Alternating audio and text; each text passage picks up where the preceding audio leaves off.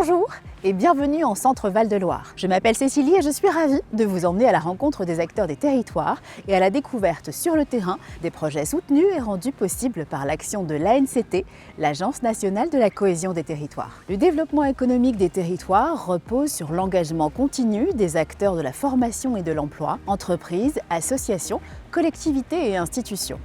De nouvelles dynamiques de coopération apparaissent, nationales comme locales, porteuses d'innovations sociales et environnementales. Cité de l'emploi, territoire d'industrie, fabrique de territoire, nombreux sont les programmes et les initiatives mis en place pour accompagner le développement économique en Centre Val-de-Loire. Dans ce magazine, nous irons à Tours et à Blois, mais aussi à Châteauroux dans l'Indre et Orléans dans le Loiret, pour apprécier les actions et politiques locales au plus près des problématiques des territoires. En fin d'émission, nous irons à Vierzon dans le Cher, y rencontrer François Dumont, le président de la communauté de communes Vierzon-Sologne-Berry. Il nous parlera de l'accompagnement reçu dans le cadre du développement du parc technologique de Sologne, avec la volonté d'en faire un site industriel de demain. Mais c'est à Tours que nous entamons nos rencontres. De nombreuses actions de l'ANCT s'y conjuguent au service du développement économique. Acteurs des territoires, c'est parti!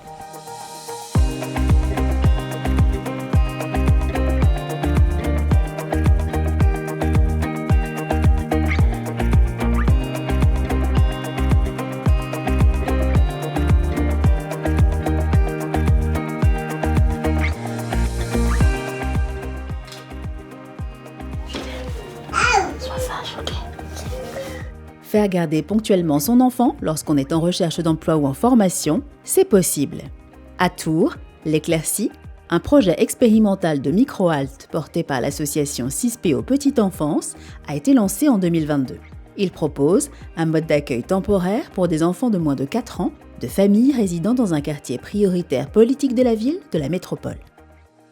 Je suis en formation de découverte. Je veux être hôtesse de caisse. C'est tous les jours du lundi au vendredi de 9h à 16h30. Alors vous avez besoin forcément d'un mode de garde. Pourquoi avoir choisi la micro-halte ? Parce que j'ai personne pour garder mon fils d'abord. À la crèche, c'est juste de 8h30 à 11h. Du coup, ça ne m'arrange pas. Voilà pourquoi j'ai fait la recherche à l'aide d'une assistance sociale. Donc là, vous allez à votre formation juste après ? Oui. Et vous le récupérez à quelle heure ? Juste après ma formation, dès que je finis, je viens le récupérer. Et voilà, on recommence. 6PO Petite Enfance, c'est une association qui œuvre dans le champ de l'insertion professionnelle et sociale en déployant des modes d'accueil à destination des femmes qui habitent les quartiers prioritaires de la métropole, qui souhaitent reprendre un emploi ou une formation. L'idée de cette structure, en fait, c'est d'être vraiment réactif dans la mise en place d'un mode d'accueil. Et parfois, lorsque les mamans trouvent une formation ou un emploi, c'est par exemple du jour pour le lendemain. Donc nous, on essaye de répondre pour le mieux aux besoins de la maman et de l'enfant. La micro-halte peut accueillir jusqu'à 10 enfants en même temps. Certains peuvent rester 15 jours, quand d'autres viennent une matinée par semaine pendant 2 mois. Ce projet s'inscrit dans la Cité de l'emploi de la métropole Val-de-Loire. Depuis 2 années, la structure est cofinancée par la CAF et la Cité de l'Emploi. Le travail avec la Cité de l'Emploi est assez régulier, donc on met en place des suivis mensuels avec des statistiques pour évaluer aussi un petit peu l'action et le bénéfice de l'action concernant les femmes. On intervient également à la métropole pour sensibiliser les prescripteurs à cette action nouvelle et aussi pour créer une culture commune emploi petite enfance et l'importance d'accompagner les femmes dans cette dynamique. L'objectif d'une cité de l'emploi est de lever les obstacles à l'emploi et de favoriser l'insertion professionnelle des publics en difficulté vivant dans les quartiers prioritaires de la politique de la ville. Piloté par la préfecture, ce dispositif coordonne les actions des acteurs locaux liés à l'emploi, institutions, collectivités, associations, afin de permettre un accompagnement personnalisé des bénéficiaires. Avec Tours Métropole Val-de-Loire où nous nous trouvons, la région Centre Val-de-Loire compte 3 cités de l'emploi, une deuxième plus au nord avec Chartres, Dreux et Vernouillet et une troisième à Bourges, Vierzon et Saint-Amand. Dans les quartiers prioritaires politiques de la ville, les femmes sont souvent les premières à subir le chômage et l'isolement social, d'où la nécessité de mettre en place des initiatives pour soutenir leur parcours professionnel. Direction le quartier Sanitas, toujours à Tours, à la rencontre de femmes immigrées, bénéficiaires du projet TAC, tout actives dans la cité. On fait d'abord le chapeau et on fait la lettre après. Bravo, Chocoufé. Bravo les filles. Bobine, banane, non, ne. Tout actif dans la cité, c'est un projet d'accompagnement global des femmes migrantes pour qu'elles soient vraiment actives dans la société. Dans ce projet, il est question de les monter en compétences à la fois sur le français, de faire connaître un peu le territoire dans lequel elles vont vivre, les amener à sortir de chez elles, se sociabiliser, travailler avec elles sur la connaissance des codes de vie en France, les différences culturelles et l'acceptation des autres, pour pouvoir faire un projet professionnel et puis pouvoir s'épanouir et vivre sainement avec tout le monde. Et quels sont les différents ateliers qui ponctuent une semaine ? En une semaine, nous avons les ateliers sociolinguistiques qui vont permettre de comprendre la société, les ateliers de couture pour les professionnels qui étaient professionnels dans leur pays, qui vont leur permettre aussi de pouvoir prendre confiance et travailler. On a les ateliers d'inclusion numérique, comme ceux que vous voyez en ce moment. C'est des ateliers qui vont permettre de découvrir, d'être en contact avec l'outil numérique. Aujourd'hui, le numérique est incontournable dans la vie de tous les jours. Ça fait 6 ans que je suis en France. Et qu'est-ce que vous apprenez ? J'apprends à lire et à écrire. C'est à travers mes enfants qui m'ont appris à parler français. Mais je ne sais pas écrire. À travers Caroline que j'ai commencé à écrire les mots et d'écrire mon nom. Ça me permet de faire les documents de mes enfants, aller à la préfecture, à l'école. Ça me permet de lire et de ne pas besoin de quelqu'un d'autre. Merci Maria. Depuis 2022, la Cité de l'Emploi est notre principal financeur. Jusqu'ici, nous avons reçu sur 3 années 33 000 € qui nous ont permis à la fois de faire les accompagnements et puis de lancer aussi les ateliers confection TAC. Merci beaucoup Caroline. Pour continuer notre route sur le territoire, je vous propose de partir du côté d'Orléans pour y rencontrer François Bonneau, le président de la région Centre-Val de Loire.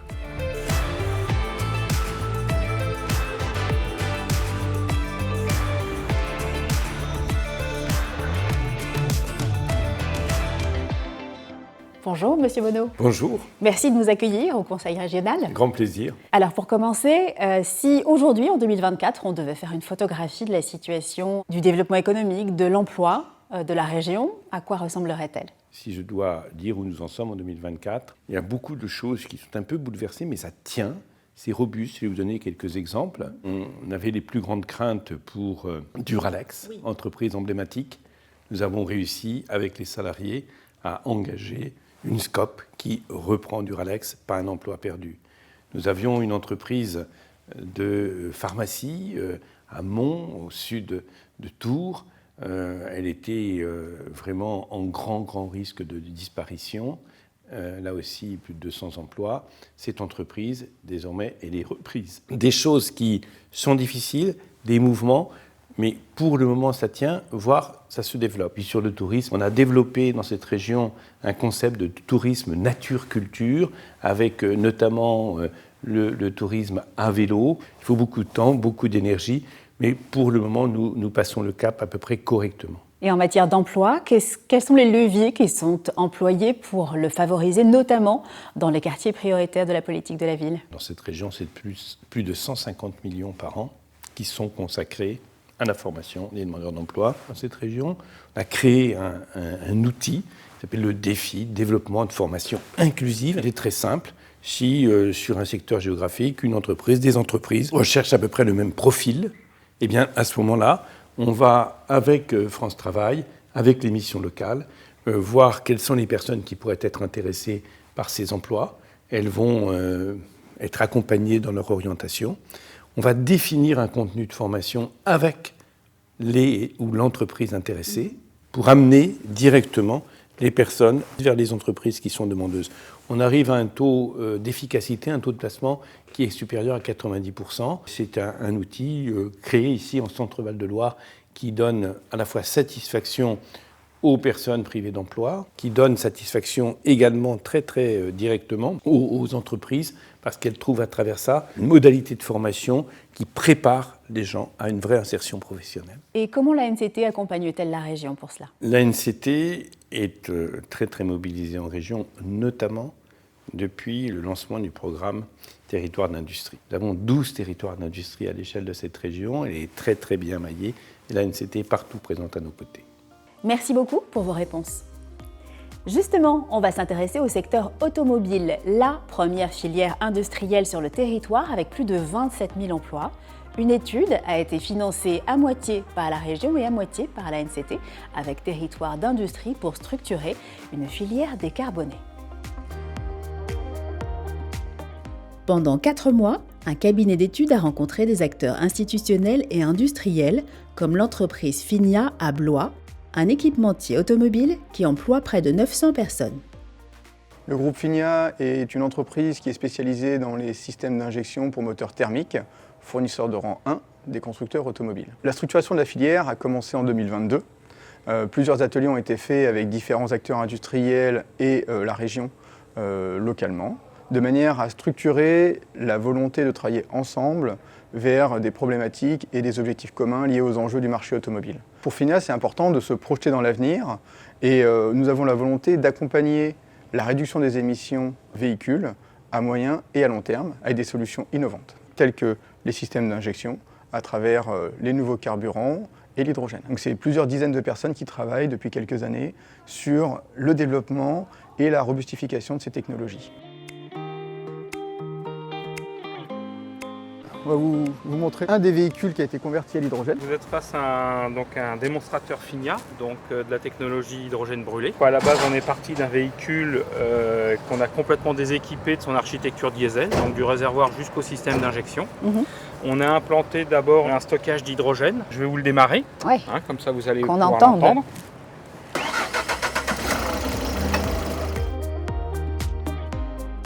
On travaille ensemble avec les différents acteurs industriels, régionaux, de manière à partager nos problématiques, les enjeux du marché automobile et potentiellement des projets communs pour avancer sur des solutions communes. Les besoins et les attentes de cette filière automobile ici, elles tournent autour de 3 axes.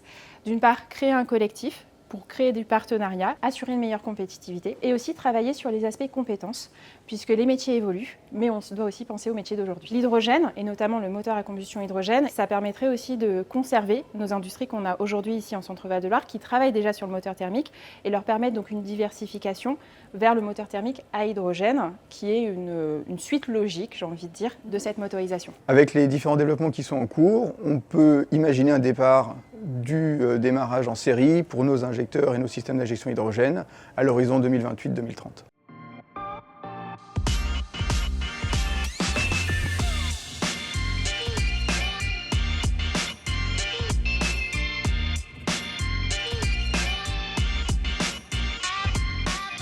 Menuiserie, maroquinerie, fabrication numérique, ce sont autant de secteurs d'activité que l'on peut retrouver chez Artisup à Châteauroux. Ce tiers-lieu, labellisé manufacture de proximité, permet la mise en commun de machines comme de compétences au service de la production comme de la création pour des professionnels comme des particuliers.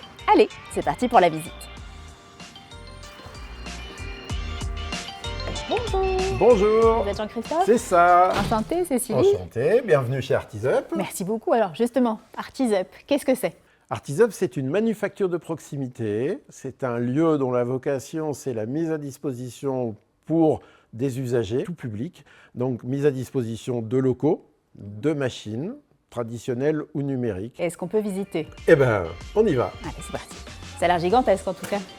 C'est un bâtiment qui est sur une surface de 1600 mètres carrés. Ah oui, d'accord. Donc là, on va dans un couloir dans lequel on va retrouver 8 box. Alors, c'est quoi un box? C'est une zone privative. C'est la seule zone au niveau de la manufacture où les espaces sont privés, loués par des entreprises, souvent, où elles vont exercer leur activité. Alors, par exemple, On a ici le premier box, le box jaune, qui est celui d'Ondine, notre ébéniste. On a par exemple Quentin, qui est quelqu'un qui fait de la vidéo d'entreprise. ArtisUp, c'est né de la création d'un Fab Lab et qui nous a amené à faire connaître ce qu'était la fabrication numérique pendant le premier confinement. L'État nous a après proposé la participation à un AMI, appel à manifestation d'intérêt, qui s'appelait Manufacture de proximité. Nous avons eu la chance d'être labellisés et donc 3 ans et demi après le début de cette réflexion est né ArtisUp. Donc ici, on est dans un atelier avec 2 machines. Celle-ci qui est une machine qui découpe avec la pression de l'eau. Donc c'est une machine qui peut découper tout type de matériaux, absolument tout. Ici, on a une fraiseuse à commande numérique. Donc machine qui utilise cette fois pour découper ou pour graver des outils coupants. Alors, nous arrivons donc dans cet atelier qui a comme objectif de proposer des machines pour pouvoir travailler le cuir et après le tissu, donc tout ce qui est textile. Le département de l'Inde est un département où il y a énormément d'activités en maroquinerie et en textile. Donc ça se devait d'être présent chez nous. Je suis en train de faire un prototypage pour une jeune marque de l'Inde et je l'accompagne sur la réalisation de sa ligne de prêt-à-porter. Ce lieu, il a été créé pour être un outil d'attractivité, déjà pour un département comme l'Indre, qui est un département rural, pour permettre à des jeunes ou moins jeunes, mais de démarrer dans une activité professionnelle. Aujourd'hui, c'est difficile d'aller voir une banque en disant « j'ai besoin de 50 ou 100 000 euros pour créer un atelier ». Donc ici, l'idée, c'est de mutualiser des outils, mais en même temps de mutualiser le risque. C'est-à-dire qu'un jeune créateur d'entreprise qui a besoin de machines en menuiserie va venir commencer son activité chez nous, va donner confiance à son financeur, de manière à ce que dans 2 ou 3 ans, quand il aura prouvé qu'il a le savoir-faire, qu'il est capable de gérer sa clientèle, de pouvoir demander un complément de financement pour aller s'installer. Merci beaucoup de cette visite, Jean-Christophe. L'ensemble du bâtiment appartient à Châteauroux Métropole qui en a porté la réhabilitation à hauteur d'1 500 000 €. Grâce à la labellisation manufacture de proximité, ArtisUp a bénéficié d'une subvention de 274 000 €, décomposée en une phase d'incubation, de subventionnement et d'accompagnement par les experts de la NCT. Allez, on va rencontrer Ondine qui travaille le bois. Bonjour Ondine. Bonjour. Qu'est-ce que vous êtes en train de faire? Je suis en train de faire la finition, donc le ponçage et après l'huilage de petites figurines pour décorer. Est-ce que je peux essayer? Oui. Donc vous le tenez comme ça, moi je le tiens comme ça. C'est ça. Ok. Et alors comment vous avez eu vent de l'existence d'ArtisUp et comment vous êtes arrivé un jour jusqu'à cet atelier qui est le vôtre maintenant? C'est quand j'étais dans la conception de mon entreprise et j'ai eu connaissance de ce lieu-là qui était aussi tout récent et je me suis dit que c'était vraiment complémentaire dans l'idée où je suis là pour tester un projet. Et si ça se passe bien, on passe à l'étape d'après, ouvrir du coup mon propre atelier et de déposer des statuts, donc de sortir de couveuse d'entreprise et donc de pouvoir vivre de ce que je produis. Mais c'est un vrai luxe en tout cas de pouvoir être là au tout départ et d'avoir accès à tant de machines et tant d'idées. Ça permet donc d'avoir une phase de conception qui est plus longue, avec plus de tests. Du coup, je suis en train de croiser l'ébénisterie et la découpe numérique, de pouvoir ramener dans la conception traditionnelle les outils numériques qu'il y a ici. Je ne l'aurais pas fait si je n'avais pas été ici. Merci beaucoup, Ondine.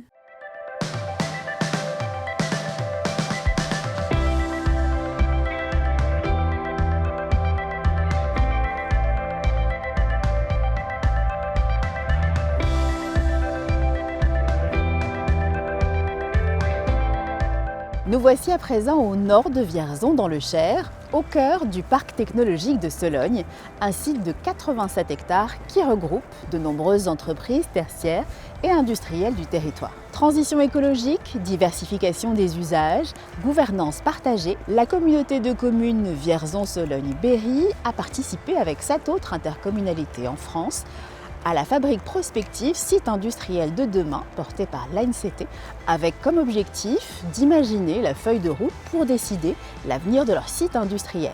Rencontre avec François Dumont, le président de cette communauté de communes, qui va nous raconter comment s'est déroulée cette fabrique d'idées et les solutions qui en ont émergé.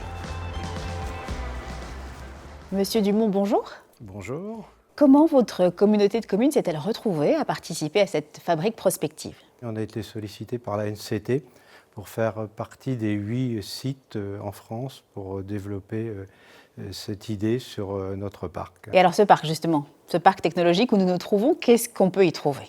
Alors on y trouve un centre d'innovation, une pépinière, un hôtel d'entreprise, un parcours résidentiel qui permet aux entreprises de pouvoir s'installer sur le site du parc technologique de Sologne. On a Ledger, un très bel exemple d'une entreprise, d'une start-up qui s'est développée ici. On a aujourd'hui à peu près une centaine d'emplois qui sont nés à partir de ce parcours résidentiel d'entreprise. Alors racontez-nous, comment est-ce que ça s'est passé, cette fabrique prospective, site industriel de demain? On a mis en place un certain nombre de commissions, on a travaillé avec des industriels, on a travaillé avec bien sûr des entreprises existantes sur notre territoire. On a fait des ateliers, on a fait des restitutions, c'est plutôt, je pense, bien passé et je pense que les entreprises ont été satisfaites de nos travaux. Maintenant, il faut le mettre en place, donc ça va se faire dans le temps, avec des périodes qui seront adaptées à l'ensemble de ces besoins. Justement, cette fabrique, elle est terminée depuis 2023 maintenant. Ouais. Quels sont les objectifs qui en ont émergé? D'abord, un point important, c'est le problème des mobilités. Il faut vraiment qu'on retravaille ce secteur, puisque là, on a des réseaux de transport importants qui desservent notre ville, mais après, comment, à l'intérieur de notre ville, on dessert un parc comme le nôtre, par exemple. On va travailler aussi sur la gestion de tout ce qui est déchets environnemental. Donc là aussi, on a des actions qui sont menées. On va mettre en place, par exemple, sur notre territoire, une société d'économie mixte à objet unique sur la question des déchets. Il va y avoir des implantations importantes. On a un centre logistique qui doit s'implanter, on l'espère, pouvoir lancer les travaux cette année ou début de l'année prochaine. On voit qu'aujourd'hui, c'est un site qui se développe et que les éléments qu'on a apportés, notamment au niveau des services et qu'on va continuer à apporter, donnent de l'attractivité au parc technologique de Sologne. Merci beaucoup.